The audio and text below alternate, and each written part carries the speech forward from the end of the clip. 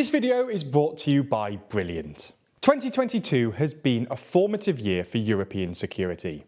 In response to Putin's invasion of Ukraine, Western capitals have massively increased their defence spending and cooperation. And NATO, which Macron described as brain dead in 2021, has been well and truly reinvigorated, with Finland and Sweden applying to join in May. At the time, most analysts assumed that the two Nordic neighbours would be swiftly accepted into the alliance, which would have been a significant blow to Putin, who's been railing at NATO expansion for the last decade or so. Things didn't quite turn out as planned, however, after Turkish President Erdogan demanded that the two countries take a stronger stance against Kurdish groups operating outside of Turkey. While the three countries successfully negotiated an agreement in late June, which required Sweden and Finland to extradite 33 so-called terrorist suspects to Turkey, last month the Swedish Supreme Court rejected the Swedish government's request to extradite a former Turkish journalist on the grounds that he could face persecution for his political beliefs in Erdogan's Turkey. So in this video, we're going to look at the most recent developments, why Turkey is still refusing to let the Nordic neighbours join NATO, and how this might all change in the future.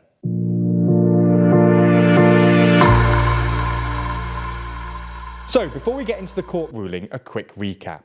The deal that Turkey, Sweden and Finland signed in late June, known as the Trilateral Memorandum, basically said that the Nordic neighbours could join NATO as long as they did three things. First, they promised not to support certain organisations, including the YPG, the PYD and FETO. The YPG, otherwise known as the People's Protection Unit, are a mainly Kurdish militia that emerged out of the Syrian war, and the PYD, or the Democratic Union Party, are their associated political party in Syria. Turkey considers both groups offshoots of the PKK, or the Kurdistan Workers' Party, a Kurdish nationalist group responsible for the majority of Kurd separatist violence in Turkey. FETO, which stands for the Fethullah Terrorist Organisation, is the label given by the Turkish government to a movement led by Turkish cleric Fethullah Gulen, who currently lives in exile in America. Erdogan blames Gulen and his followers for the attempted coup against him, which happened in 2016. Second, they had to drop arms embargoes on Turkey. Sweden, Finland and the EU more generally criticised Erdogan for sending troops into northern Syria in 2019, and Sweden even imposed a partial arms embargo on Turkey in response. According to the memorandum, in the future all arms exports will be conducted in line with the alliance solidarity and in accordance with the letter and spirit of Article 3 of the Washington Treaty, which basically means no more arms embargoes on Turkey. Third and finally, the agreement required Finland and Sweden to extradite any, quote, terror suspects to Turkey. The agreement itself doesn't mention any names, but the day after the agreement was signed, the Turkish Justice Minister told Turkey's state-owned Anadolu news agency that Turkey was seeking the extradition of 33 individuals, 12 from Finland and 21 from Sweden. According to the Turkish Justice Ministry, Turkey had requested the extradition of all of these individuals over the past 5 years, and none of them had been approved. Finland had apparently complied with these three demands, and originally it looked like Sweden was making good progress as well. With respect to the first requirement, a couple of days after the memorandum was signed, Sweden passed its Terror Offences Act, which made it easier to charge anyone affiliated with the PKK. The new centre-right government, which came to power in November, actually signalled they'd take an even stronger stance on the issue, and one of their first moves was to pass a constitutional amendment that limited freedom of association when it comes to associations that engage in or support terrorism, which Erdogan's government described as, quote, a very positive step. This was already agreed by the previous centre-left government, but in Sweden a constitutional agreement needs to be approved by two separate parliaments, with a general election held in between. With respect to the second requirement, Sweden dropped its arms embargo on Turkey in late September, and there were no plans for a new one. However, they've had a bit more trouble with the third requirement. In July, Sweden's Supreme Court rejected the government's extradition request for Yilmaz Aytan, an alleged senior member of FETO, on the grounds that his activities as a leader of one of Gulen's schools in Afghanistan didn't constitute a crime. Erdogan responded by saying that Sweden didn't have to extradite everyone on the list necessarily, but singled out journalist Bullen Keynes, another alleged senior member of FETO. It's not really clear why Erdogan singled out Keynes, but unfortunately for Sweden, last month the Swedish Supreme Court rejected the government's extradition request for Keynes on similar ground.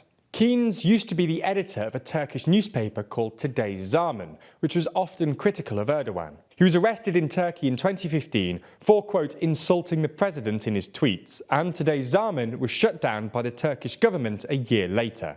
Keynes was released after an appeal by his attorneys, before fleeing to Sweden in 2016 after the failed coup, when the government issued a warrant for the arrest for, quote, trying to overthrow the constitutional order and being a member of a terrorist organisation. According to the Swedish Supreme Court, there are 3 reasons that Keynes can't be extradited. First, there is no corresponding crime in Swedish law. Second, the nature of the crime is clearly political, and Swedish law prohibits the government from extraditing individuals for political crimes. Third, and finally, the Supreme Court argues that the extradition would leave Keynes open to persecution for his political beliefs, which again is illegal under Swedish law. In a reaction to the ruling, the Swedish government said they wouldn't overrule the Supreme Court or extradite Keynes. Polling suggests it would be deeply unpopular if they did. A survey for a newspaper a couple of weeks ago found that 79% of readers want the government to stand up for the rule of law, even if that means delaying accession to NATO. In response, Turkey's foreign minister said that Turkey wouldn't agree to accession until Keynes was extradited, and Finland said they'd wait for Sweden to join before joining themselves. So, what happens next? Well, while we're currently at a bit of a stalemate, Erdogan has done this sort of thing before, and at a summit last weekend, NATO's Secretary-General Jens Stoltenberg said he was still confident that Sweden and Finland would soon join the alliance. Stoltenberg said that most other NATO members were already treating the Nordic neighbours as de facto members, and that it is, quote, inconceivable that NATO would not act if the security of Sweden and Finland was threatened. Erdogan is probably playing hardball in part because he wants to look tough on Kurdish separatism before the 2023 election, which is due in June. Erdogan is currently behind in the polls, and this looks like an attempt to deflect the electorate's attention away from Turkey's failing economy towards foreign policy issues like Kurdish separatism, which Erdogan feels more comfortable talking about. Ultimately, this means that Erdogan is unlikely to change his mind until after June, but whatever happens at the election, Sweden and Finland will probably join NATO in 2023. Either Erdogan wins the election, in which case he'll have a bit more political space to make concessions, or he loses, and any successor is unlikely to be as fussed about extraditing a former journalist who was critical of Erdogan's regime. And so, heading into 2023, Sweden and Finland are hoping this NATO issue will resolve. But if world leaders are anything like us, resolutions and plans for the new year are already out the window. If you do want to improve yourself though, maybe pick up a new resolution and sign up to Brilliant, the STEM learning platform which helps you with exciting new science and maths topics through engaging and interactive experiences. Their courses, including ones co-designed by YouTubers including Kurzgesagt and fellow Nebula creator Real Engineering, bring the topics to life and let you learn by doing, not just sitting in a class like at school. That means that all kinds of topics which previously seemed a little too complex might suddenly be in your grasp. That's things like algebra, geometry, the physics of every day, or even gravitational physics. So up your game in STEM in 2023 to improve your understanding of the world, boost your career, help at school or university, or even just for the sake of lifelong learning. Plus, the first 200 people to sign up using our code get 20% off an annual premium subscription, which is probably a bigger win than most people's 2023 resolutions have been. Anyway, thanks for your support.